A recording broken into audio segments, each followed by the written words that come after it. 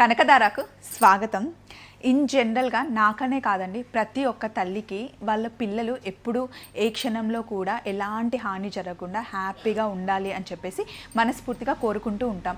కానీ సడన్గా మనకి తెలియకుండానే ఏదైనా బ్యాడ్ ఇన్సిడెంట్స్ చూసినప్పుడు, లేకపోతే ఎందుకో తెలీదు అప్పుడప్పుడు అయ్యో మన పిల్లలకి ఏమైనా అవుతుందేమో, దెబ్బ తగిలిందేమో, ఎలా ఉన్నారు అనే చిన్న చిన్న థాట్స్ వస్తూ ఉంటాయి. నాకు ఒక్కదానికే కాదు, నేను చాలామందిని అడిగాను.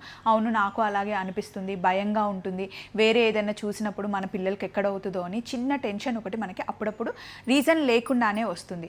ఆ టైంలో శ్రీరామ జయరామ జయ జయ రామ అని అనుకుంటే ఆ థాట్స్ నుండి మనం బయటపడి పాజిటివ్ థాట్స్లోకి వెళ్ళిపోతామంట.